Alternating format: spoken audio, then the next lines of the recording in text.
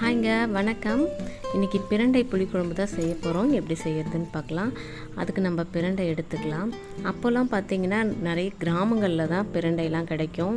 இப்போலாம் அப்படி இல்லைங்க. எல்லாருமே வீட்டுக்கு வீடு தோட்டம் போட ஆரம்பித்தாச்சு.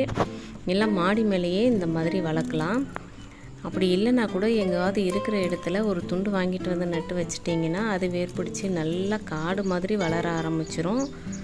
இது எலும்புக்கெல்லாம் ரொம்ப நல்லதுங்க. வாரம் ஒரு முறை சாப்பிட்டிங்கன்னா மூட்டு வலி, இடுப்பு வலி எல்லாம் வராது. இப்போ இது எப்படி செய்யறதுன்னு பார்க்கலாம். இந்த மாதிரி எலசாக எடுத்துக்கணும்.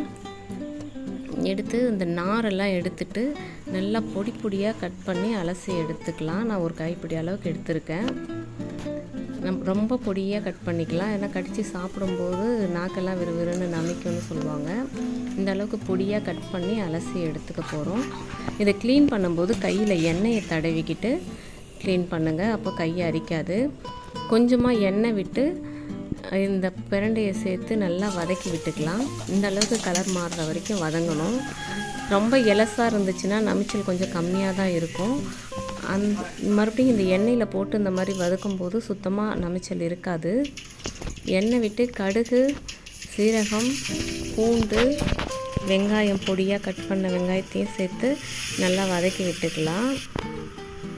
கூடவே கருவேப்பிலையும் சேர்த்து வதக்கிக்கிறேன். நான் 3 தக்காளி பழம் எடுத்து மிக்சியில் போட்டு அரைச்சி ஊற்றிக்கிறேன். இதையும் நல்லா வதங்கட்டும். ஒரு லெமன் சைஸ் புளி ஊற வச்சு நல்லா கரைச்சி வச்சுக்கலாம். இந்த தக்காளி நல்லா வதங்கினதும் அது கூடவே வதக்கின பிரண்டையும் சேர்த்து நல்லா வதக்கி விட்டுக்கலாம். இப்போ இது கூட தேவையான மசாலாலாம் போட்டுக்கலாம். மஞ்சள் தூள், உப்பு, மிளகாய் தூள் தேவைக்கேற்ப போட்டுக்கோங்க. கொத்தமல்லி தூள் 1 ஸ்பூன் போட்டு நல்லா வதக்கி விட்டுக்கலாம். கூடவே கரைச்சி வச்ச புளியும் சேர்த்துக்கலாம். இந்த குழம்பு ரொம்ப உடம்புக்கு நல்லதுங்க. குழந்தைங்களுக்கெல்லாம் பசி எடுக்கலைன்னா அவங்களுக்கு கூட இதை கொடுத்தோம்னா நல்லா பசி எடுக்கும். தேவையான அளவுக்கு தண்ணி விட்டு நல்லா கொதிக்க வச்சுக்கலாம். இந்த அளவுக்கு கொதித்து வந்ததும் சிம் பண்ணி வச்சுருங்க. கேஸ் ஸ்டவ்வை சிம்மில் வச்சு நல்லா அந்த அளவுக்கு எண்ணெய் பிரிஞ்சு சுண்டி வர வரைக்கும் கொதிக்கட்டும். ரெடி ஆகிடுச்சு.